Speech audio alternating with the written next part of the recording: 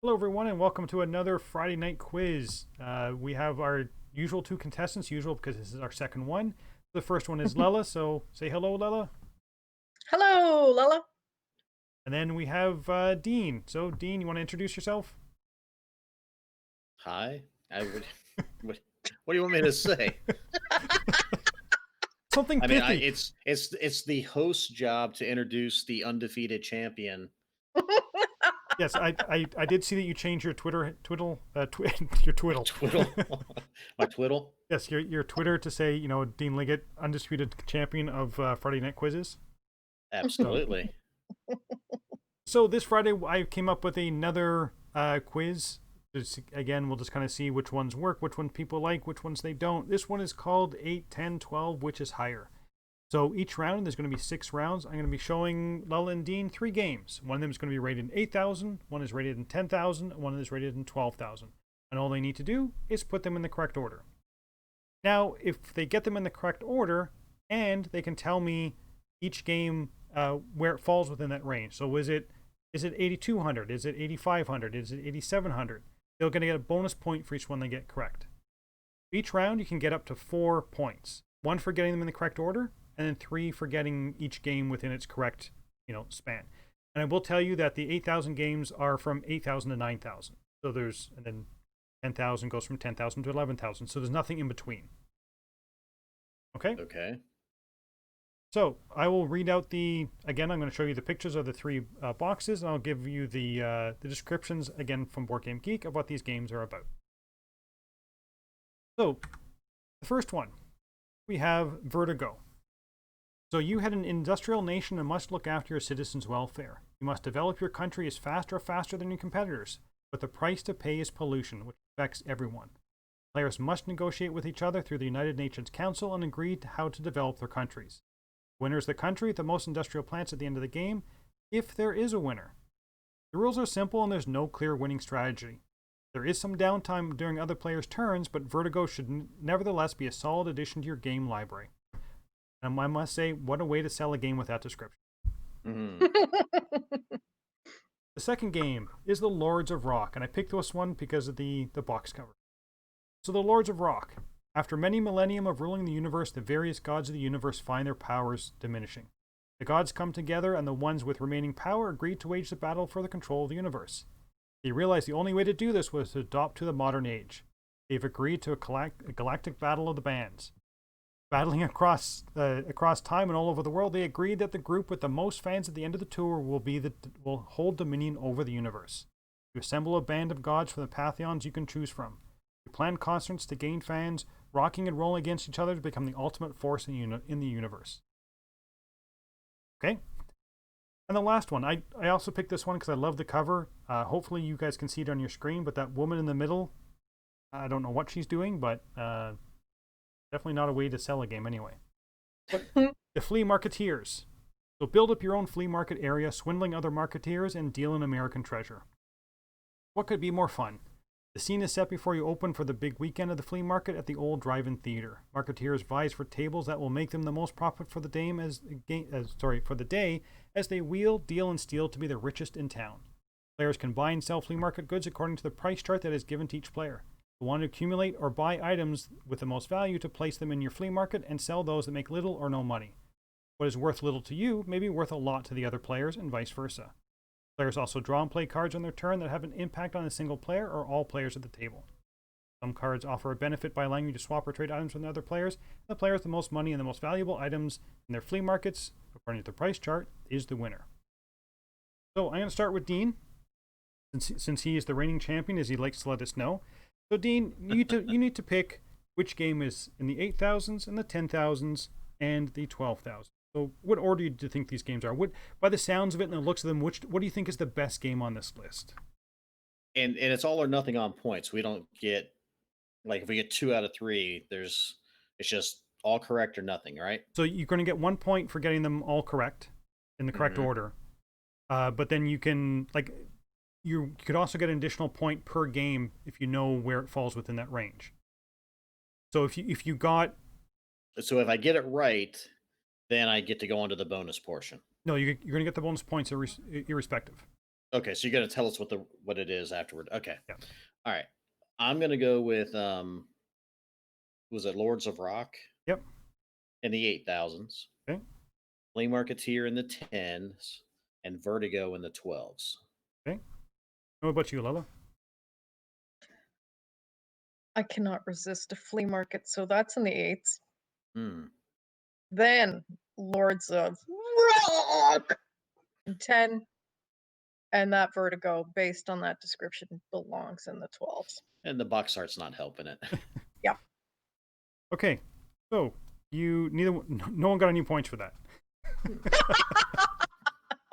So you're saying Vertigo is in the 8s? No. So, Lords of Rock is in the 8s. Vertigo's in the 10s. Okay. And Flea Market's Oh. in the 12.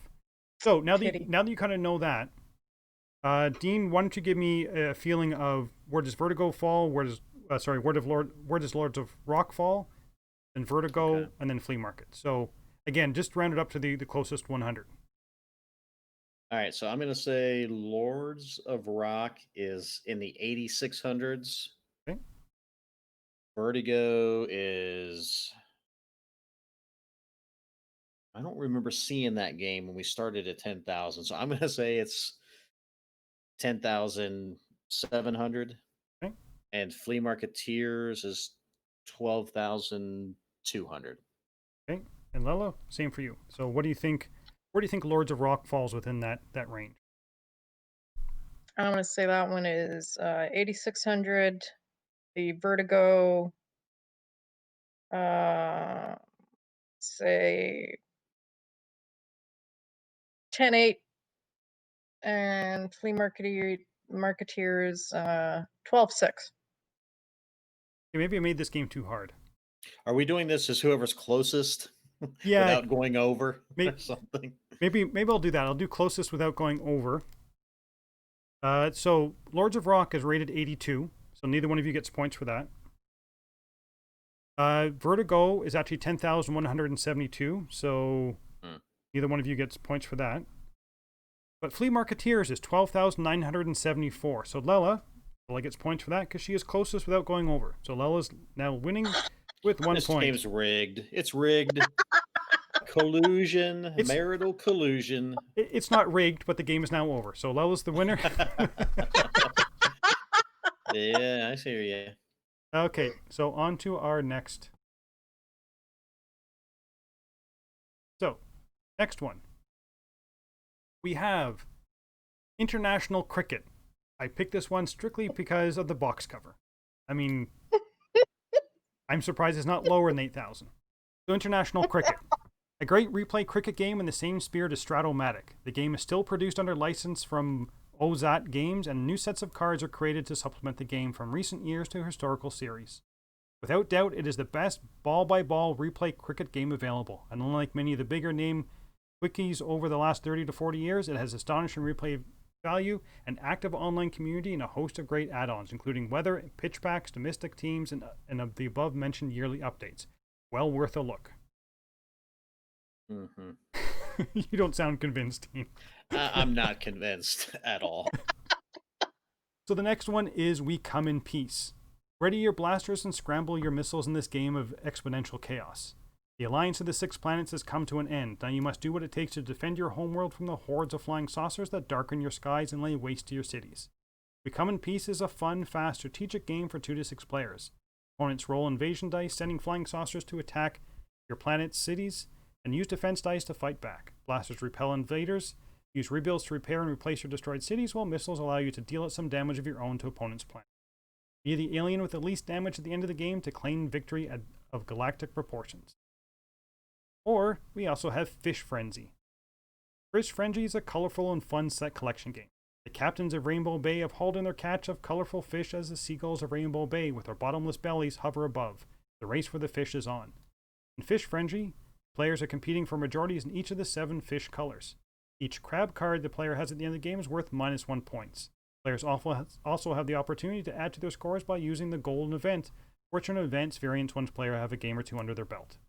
Goal cards give points to the single player that achieves the listed goal at the end of the game. So event cards present a condition that all players can potentially achieve to score points. So I will go for Lella's first this time. So which one do you think is the lowest ranked game in the 8,000s, the 10,000s, and the 12,000s? So I'm going to go with Fish Frenzy in the 8s. And we come in peace in 10. And sorry, Graeme, I know you're a cricket person, but that's got to go in the 12s. Okay. And Dean, what order are you going to put them in? That's exactly the order I was going to put him in, so I'm going to go the same. Okay. And guess what? Neither one of you You're got it both right. wrong. Yes. I would have you know that international cricket is rated in the 8,000s. Yeah. Fish Frenzy in the 10,000s, and We Come in Peace in the 12,000s. So again, I'll start with Lella, and you're going to give me the basically without the closest without going over. So, all right, so international cricket. 8,400. Okay, and then the Fish Frenzy. 10-2. Okay, and We Come in And Come in Peace. Peace. 12-6. Okay, so over to you, Dean. International cricket. I will say. What she say 84, 85. Oh, now you're playing, are you? No, well, no. I mean, we just talked about competitive. All right, I'm going to say 85. By the way, she said 84. Okay. 85. Fish Frenzy was the 10s, right? Yes, Fish Frenzy's in the 10s. 10-3. Okay. And We Come in Peace. 12-3. I don't know. Okay, so international cricket was 83. 83-25, so neither of you get points for that. Fish Frenzy is 10,523. So Dean, you were closer without going over, so Dean gets the point for that. And Fish Frenzy. No, you just did Fish. Oh, sorry. Frenzy, yes. Sorry, Fish Frenzy was 10,523, so Dean was closer. And We Come in Peace was 12,313. Dean got it right on the nose. Whoa! Well, not right on the nose. Well, but you got 12,300. I think that's pretty close. Yeah, I think like within $100 on Price It Right is I get both showcases, right? You do, yes. Yep. So send me that couch. Is that the only color? Is that the only color it comes in? So Dean is now pulled ahead at 2-1. Okay, so we come on to our next group of games. The first one is Tomb Trader. I only picked this because I enjoy the game Tomb Raider. So Tomb Trader. Get to the treasure and get out if only it were that easy. Now, I hope there's no archaeologists listening to this because I love the description for this game. So in Tomb Trader, you and your friends have joined an archaeological excavation. Not for the sake of antiquity or history, but simply in the hopes of lining your pockets with the best treasures and smuggling them back to the civilization. Got to pay off those college loans somehow. So each day, sneak back into the tomb to loot high-value items, but watch out because your ne'er-do-well friends will have the same idea. You have to be swift and skilled negotiator in order to divvy up the loot before being caught while making sure you get the best cuts for yourself. The game consists of 6 or 7 rounds, which players select a selection of the tomb to explore and get 1 minute to divide the treasures between everyone else in the same section. Not coming into agreement means no one gets anything. Second game is Seismic. The industrious yet short-sighted Seismic Asphalt and Paving Company, located in the sleepy town of San Andreas, California, has put you in charge of one of the many road crews. Your job is to build a network of roadways around San Andreas proper. But San Andreas is rather prone to earthquakes, which have a tendency to destroy the beautiful stretches of pavement you've been laying. After all the asphalt is down, which road crew will end up connecting the most highway spaces between the quakes? Or is it the last game, Plunder? So Plunder is a deduction game in which everyone is a pirate captain with a buried treasure. Players attempt to steal the hidden treasures of the other captains by figuring out the 3 landmarks that mark where each treasure is hidden. First player to a treasure takes the largest share, while those who reach it second and third receive less. Keeping your treasures from being stolen is also worth victory points at the end. Find and steal the most treasures first to win in the end. So, Dean, you are currently leading. So, what order do you think these games are? So, we have Tomb Trader, Seismic, and Plunder. That's a tough one.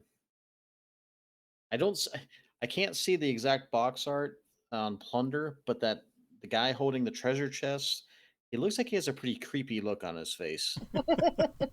Um, and that they both Plunder and Tomb Trader, they both sound like games that are crappy enough to be in the 8,000. So, um,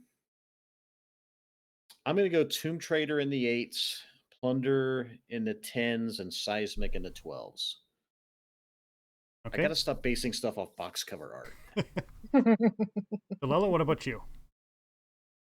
I'm gonna go with Plunder in 8, and then Seismic, and then Tomb Trader. Okay, so Tomb Trader is in the 8s, Seismic is in the 10s, and Plunder Bless it. Plunder is in the Damn it. 12s. So Opposite. no one gets any points for that, but bonus point round. So Dean, for Tomb Trader, what do you think it is? 8,000 what? I'm gonna say 87. Okay. And then Seismic was Seismic? in the 10s. Yes. Well, maybe stupid to say this, but I'm gonna say 10-8. Okay. And Plunder, I will say 12-5. Okay. So Lella, over to you.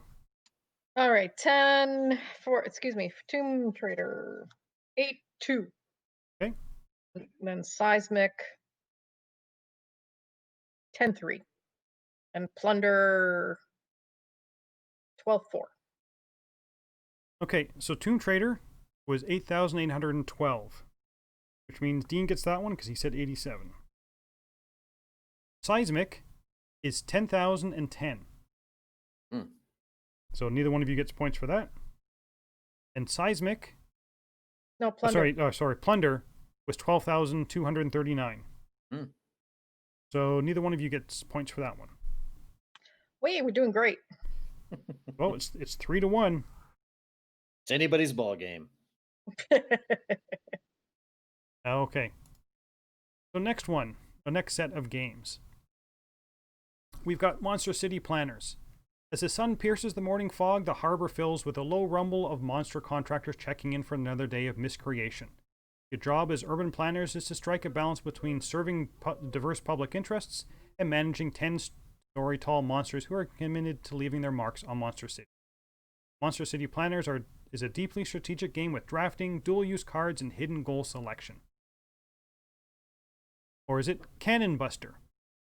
The fight for the gold-filled treasure island is about to begin. Ships will fire cannons at each other while pirates use their special abilities to gain as much gold as possible. The player who controls the most pirates and has gathered the most gold by the end of the game, or the end of the 6th round, will be named the new master of the treasured island. Or is it Big Dig? You are an adventurous archaeologist, digging into the earth for artifacts, treasure, and other goodies. Every day requires a new plan to be efficient, so you and the other archaeologists on the site will be competing to see who is the most efficient. Each turn in Big Day, you draft a card from the center that shows you the shape in which you must dig by crossing out squares on your personal dry erase board. You must touch either the top of the digging area or previously dug area, and you can't go through certain areas. When the cards in the center run out, everyone returns their cards to the center and flips them over so different digging shapes are now available. Every game, 3 random cards are dealt out, and the first person to accomplish all of them wins. So I'm going to start with... That sounds exciting. Yeah, I'm noticing some themes here. There's a couple of archaeology games. Yeah. Okay, so Lella, you're going to go first this time. So which one do you think is in the 8,000s? Is it Big Dig, Cannon Buster, or Monster City Planners? I'm gonna say Monster City Planners in 8s. Okay. Big Dig in 10, and Cannon Buster in 12. Okay. And Dean? I'm gonna say Big Dig in the 8s, Monster City Planners in the 10s, and Cannon Busters in the 12s. You were so close, Dean. So close. Hmm. So we have Big Dig in the 8s, we have Cannon Buster in the 10s, and Monster City Planners in the 12s. Boy. Okay. Don't take me to Vegas, because I stink. So we go over to Lella to begin first. So Big Dig, 8,000 and what? 8-6. Okay. And then Cannon Buster 10-3, and Monster City 12-7. Okay. And Dean? I'm gonna say Big Dig is actually 87.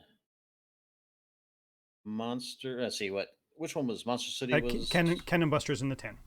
Cannon Busters in the tens? Oh, I'll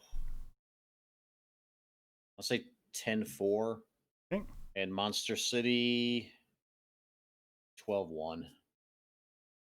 Okay, Big Dig was actually 82-17, so no points there. Cannon Buster, Lella got it right on at 103. So it's 10,352, so Lella gets the point for that. I'll send the couch back to you. Thank you. And Thank you. Monster City Planners was 12,020. Both of you went too far for that. So I guess I forget we can actually don't have to pick, like, start at 100. We could actually just say 12,000, can't we? yes, you We can. can. Yeah. It wasn't clearly explained in the rules. No, it wasn't. You know. Oh, geez, sorry. So current score is 3-2 for Dean. So it's tightening up. Oh, a lot of pressure. A lot of pressure. Okay, so our next set of 3 games. The first one is The Reef. After arranging the cards from the reef, players roll the die to collect worms, spend worms to buy cards, and use the cards to breed fish to win the game. You need to buy more boats to increase the columns in which you can fish. You need to buy reef cards, 5 in total, on which you breed the parents. First to get 5 offspring wins. There are also pearl cards, which act as joker worms, and sharks, which eliminate cards by eating them. Or is it Gunfights and Gambling? Gunfight and Gambling captures the spirit of the American Old West in larger-than-life fashion. It pits 2 to 4 players in an epic team battle over a pioneer town. The question is, are you feeling like a pioneer or a renegade? Do you want to build up the town or burn it down? Players are immediately pulled into the experience from the moment they pick up one of the 4 unique characters to play. It is a game drenched in theme, from keeping track of the game rounds by loading bullets into a revolver chamber to the tongue-in-cheek descriptions on the cards. Strategy and luck take equal roles as you outthink, outgamble, and outshoot the other team to victory. Or is it Cauldron Master? Play as a covenant of witches convening to concoct potions to entrance the local population in Cauldron Master. Each turn, players choose from one of their 5 witches in a blind reveal mechanism. Each witch allows the collection of ingredients cards to collect as sets, and condiment cards to increase the value of specific sets. However, each witch picks... Too many words here. Each witch picks. Yes. Each witch picks specific types of cards and incorrectly deduce who earlier players picked, and may be left with nothing to pick up. Recipe cards included also give secret bonuses for concocting special ingredients, condiment, potion combinations which allow for great replayability and strategic depth. Back over to you, Dean. Which is 8, which one's 10, which one's 12? Ah, man. Well, when you first put it up, I thought the reef, and I was thinking the Reef Encounter, not the same game. Yeah. But it's a Cosmos game. But I think you're sneaky, so I don't know. I'm gonna say what was it? Gunfights and what? Gunfights and Gambling. Gunfights. I'm gonna say Gunfights and Gambling is in the 8s. Reef Encounter in the 10s. It's not Reef Encounter. It's just the Reef in the 10s.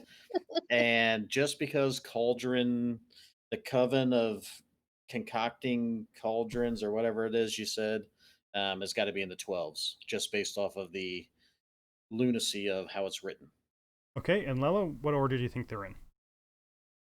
I'm gonna say the reef is 8. Okay. And who doesn't like a good witch thing? The cauldron for 10 and the gunfights for 12. Okay, so the Reef is in the 8s, Cauldron is in the 10s, and No! Gunfights and Gambling is in the 12s. So Lella gets the point for that. Oh. I'm sorry, my internet's going out. I gotta go. Oh, it's tied up. Oh, now a lot of pressure. Okay. So now you have to come up with the numbers. So Dean, you were first. So Reef, then Cauldron, and then Gunfights and Gambling. All right. I'm gonna say Reef is 84s. Okay. Cauldron. When it came up, I thought it almost looked familiar. So I don't know if we talked about it. We did the BGG or the ranked. I'm gonna say the 4s again. 10,400, and gunfights. I'm gonna say 12,500. Gonna hedge my bets. Okay, Lella. So for the reef, I'm going to say 8-1. Ooh. Okay. Cauldron, 10-2. And the gunfighting one, 12-8. Okay, so the reef was 86-22. So Dean gets the point for that. And then the cauldron is 10-1. So 10,117. So neither one of you gets points for that. And gunfights and gambling is 12,442. So neither one of you gets points for that. Oof. Oh, So it's 4-3 going into the final round. Ooh. I think I should have made. Okay. stress. I think I should have made the order one worth more. Mm-hmm. Shoulda, woulda, coulda. Yeah. Okay, so final round. We have Chaos and Alchemy. It's a fast-paced game of laboratory building and rivalry between alchemists. Players conduct an experiment each turn by rolling 3 dice, hoping for each die to be at least as high as the shared fortune dice. Each success lets the alchemist draw a new card from the deck or play a card from their hand. Each failure means a discard. Or is it gangster dice? Things went sideways on that last job and the cops are after you. The investigators are closing in and the evidence is mounting up, but there may be a way to dodge the heat. Fingering someone else. In Gangster Dice, each player starts with a set of 6 dice which represent the evidence against you. You win the game by getting rid of all your evidence, which is often involve pinning it on someone else. To do this, you will compete with the other players for control of the 4 tokens, which will let you gain, lose, or otherwise manipulate the dice.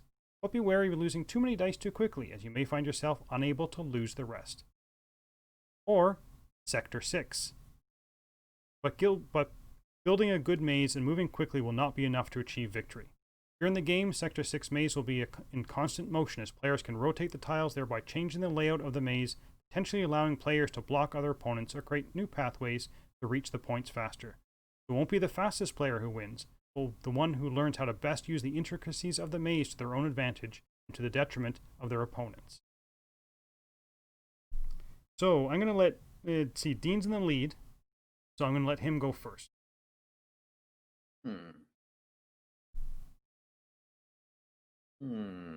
All right. I'm going to say Sector 6 is in the 8s.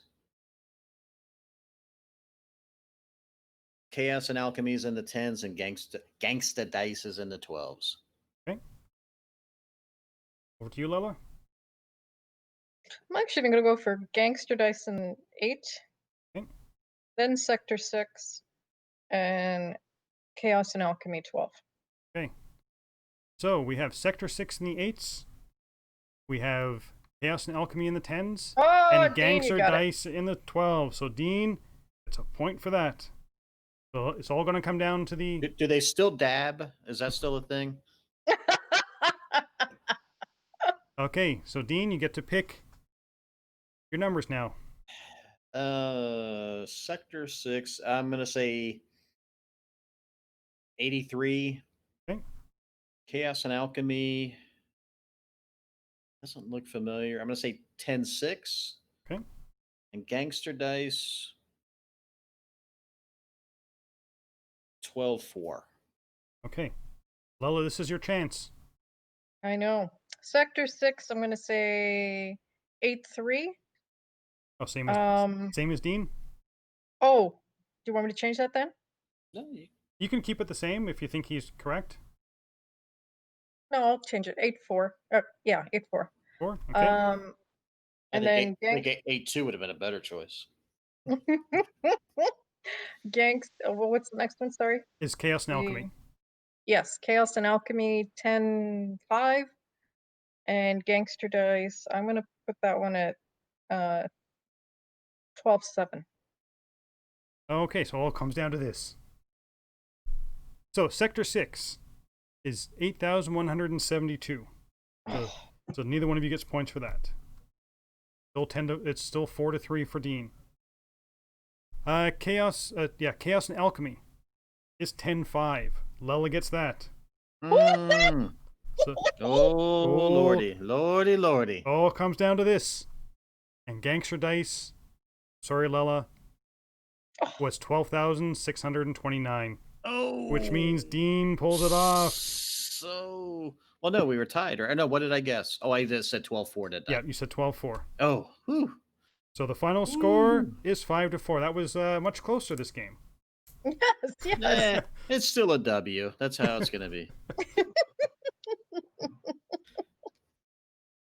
Okay, so I want to thank everyone for joining us for our Friday night quiz. I hope you're enjoying these. Hopefully we'll be able to get another one next week. And maybe Lella will finally pull out that win against her arch rival Dean. I've now set up this arch rivalry. You mean my arch nemesis? Yes. Excellent. Well, you study this week. I shall. Don't just take some vacation time. But you know what? Just take some unpaid time. You don't need vacation time. Graeme won't care. Okay, so with that, I want to say thanks for watching, everyone. Good night. See ya. Bye.